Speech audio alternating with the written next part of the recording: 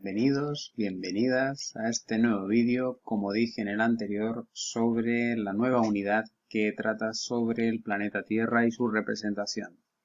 Dentro de la actividad que os proponemos en Aules hay una parte de un pequeño vídeo de la Eduteca que nos habla de la representación de la Tierra y también de los movimientos, sobre todo, del planeta Tierra.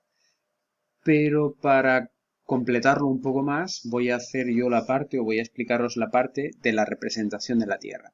Veréis, a lo largo de la historia de la humanidad, las personas siempre han intentado representar la Tierra para poder ubicarse en ella y para hacer mapas o planos que les pudieran ser útiles. Pero claro, tienen un problema, que es el siguiente, que es que la Tierra tiene una, como aquí se indica, tiene una forma esférica y está achatada por los polos. Y claro, a esta forma se le denomina geoide. Cuando quieres trasladar esa forma de globo a un plano, tienes un problema porque tienes que trasladar algo que es un globo a una hoja de papel. Y eso es complicado. Entonces, la mejor forma de trasladar eso es hacer un globo terráqueo. Es decir, cuando tú haces un globo terráqueo, ese globo es fiel a la realidad, es fiel, completamente fiel al planeta Tierra. Porque el globo, como aquí se indica, muestra sin distorsiones las distancias, formas y tamaño de los continentes. ¿Vale? Bien. Pero claro, hay un problema. ¿Cuál es el problema? Que es que un globo no se transporta con facilidad. No siempre podemos llevar un globo terráqueo a mano. Entonces es más útil, como aquí se indica, pues hacer mapas que nos permitan observar los detalles que queremos ver, porque a lo mejor nosotros queremos hacer un mapa o un plano de nuestra propia ciudad para ver dónde están los edificios, dónde están los ríos, dónde están los campos, dónde están distintos lugares, distintos espacios que no se podrían ver desde un globo terráqueo. Y por eso lo que hacen las personas es representarlo todo ello mediante un mapa, ¿vale? Muy bien.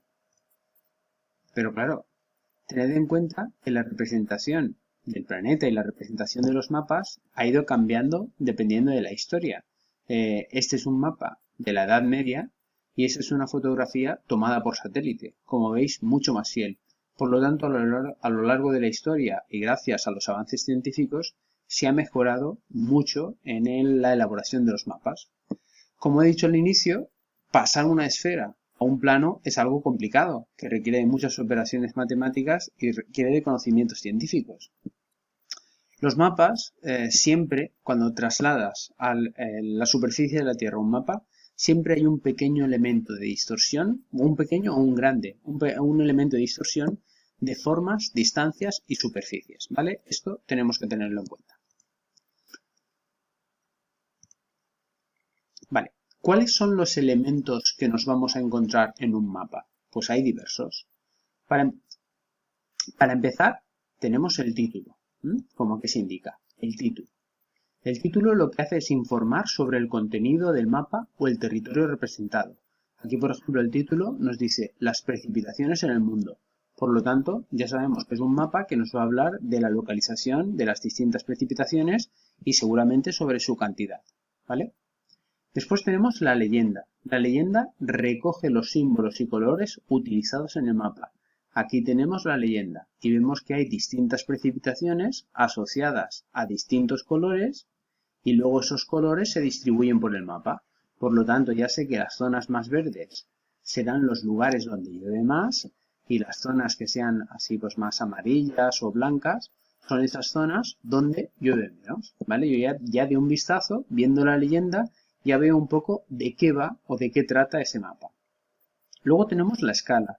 La escala indica la proporción entre el mapa y la realidad representada. Es decir, las veces ese mapa ha disminuido o ha aumentado la realidad. Aquí tenemos una escala de 0 a 3.180 kilómetros. Por lo tanto, normalmente las escalas pueden ser de 1 a 100 o de 1x, que indica que un centímetro del mapa son X en la realidad. ¿De acuerdo? Digamos que esa escala nos indica cuántas veces se ha reducido el territorio que se representa. Después tenemos los paralelos y los meridianos. Los paralelos y los meridianos sirven para localizar cualquier lugar con exactitud. Luego hablaremos de ellos, pero son líneas imaginarias que nos sirven para localizar un lugar. Después tenemos la orientación, normalmente indicada con una flecha, que nos indica dónde está el norte. De esa manera pues podemos ya ubicar los puntos cardinales, norte, sur, este y oeste. Y luego tenemos los textos, que señalan informaciones variadas sobre ciudades, países. Aquí los tenemos, textos que nos indican informaciones variadas sobre el mapa. Vale, pues bien, ya tenemos todos los elementos del mapa: título, leyenda, escala, paralelos y meridianos, orientación y textos. Estos son los elementos que va a reunir un mapa. Muy bien. Vale, pues si ya hemos visto cuál era la función de los mapas y los elementos de los mapas, ahora vamos a ver tipos de mapas. Los mapas en general, bueno, pueden haber muchos tipos de mapas, pero vamos a establecer una diferencia entre dos. Están los mapas topográficos, que aquí los tenemos, y estos informan sobre el medio físico, es decir, los elementos como el relieve, cómo es el relieve de la superficie terrestre, dónde están los ríos, dónde están los campos, dónde están las ciudades, ¿vale? Y también sobre, como aquí se indica, sobre elementos humanos, población, cultivos. Por ejemplo, esto es un mapa topográfico de Elche. Aquí vemos la ciudad de Elche, ¿de acuerdo? Vemos las distintas carreteras que llegan a Elche, vemos el pantano, ¿vale? Vemos las zonas montañosas, vemos las zonas más planas. Aquí tenemos otro mapa topográfico que veis que se percibe también muy bien el relieve. Vemos también las zonas donde hay carreteras, vemos las zonas donde hay ciudades, poblaciones, ¿vale? Muy bien, perfecto. Y luego tenemos los mapas temáticos. Los mapas temáticos, como aquí se indica, informan sobre un aspecto concreto y su situación en el territorio, ¿vale? Por lo tanto, un mapa temático puede reflejar muchas cosas, ¿vale? Por ejemplo, puede reflejar aspectos políticos, como resultados de elecciones por municipios, ¿vale? Esto es un mapa de España en unas elecciones en concreto.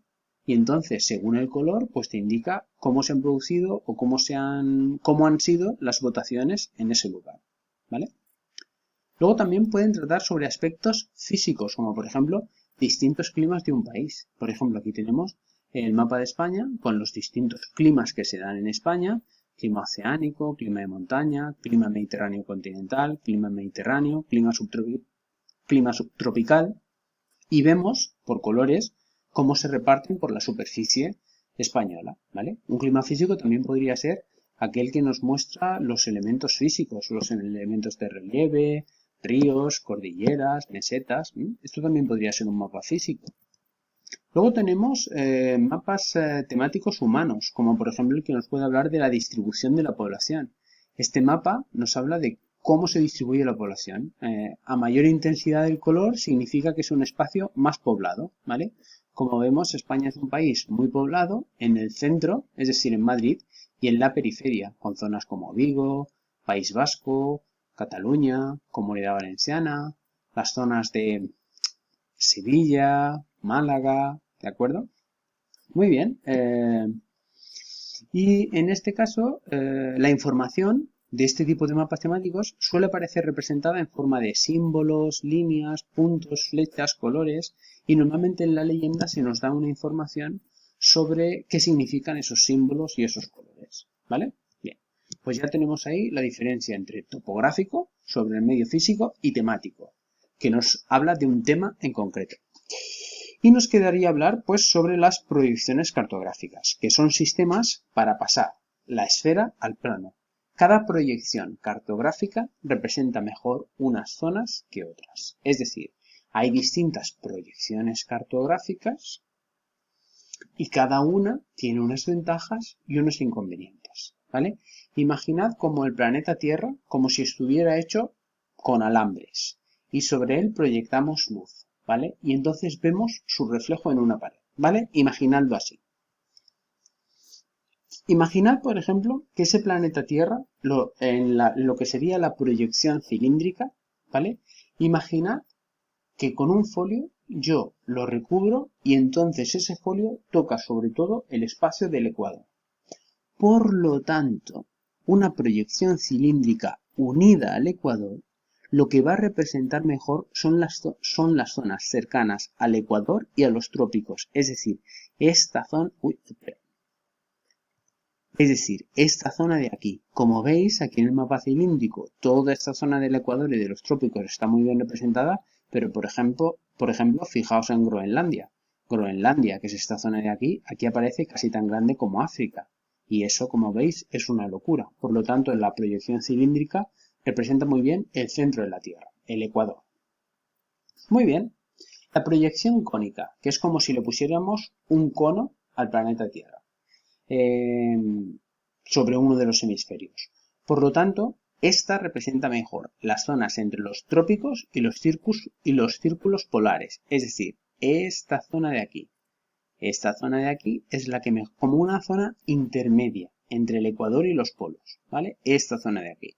Como veis aquí, toda esa zona que antes decíamos de Groenlandia, América del Norte, las zonas del norte de Asia, de Rusia, pues todo eso aparece muy bien representado. ¿Vale? Muy bien, pues ya tenemos la proyección cónica.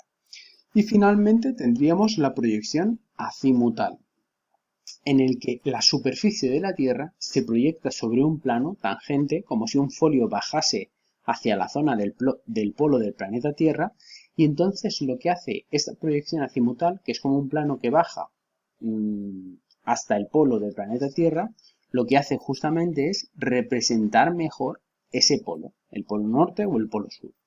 ¿Vale? Y bueno, una vez llegado a esto, me gustaría contaros una curiosidad, es decir, un mapa, aunque sea algo objetivo, responde a las necesidades y al objetivo de la sociedad que lo crea. Por lo tanto, cuando tú elaboras un mapa, también estás dando una información de cómo ves el planeta y de cómo tú te sitúas en el planeta. Por ejemplo, ¿cómo ve el planeta Tierra? ¿Cómo se ve desde América? Si, por ejemplo, estudiásemos en América, ¿cómo aparecería ese mapa mundi? Pues, por ejemplo, como veis, aquí en el mapa mundi aparece América en el centro.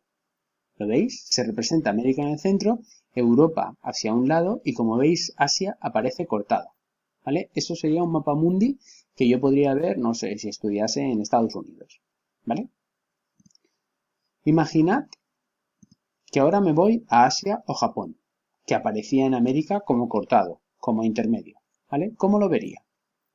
Pues como veis, Asia o Japón aparecen en el centro, hacia un lado aparece Europa y África, y hacia el otro aparecen los Estados Unidos. Y dejo a Asia y a Japón en el centro, justo en el centro, que es lo que a mí me interesa, ¿vale? Y ahora, por rizar más el rizo, ¿qué pasaría si yo viese el mundo desde Australia? Porque Australia que está en el continente de Oceanía, el que más islas tiene, está en el hemisferio sur. ¿Cómo se ve el mundo desde Oceanía? Pues ahora os vais a sorprender.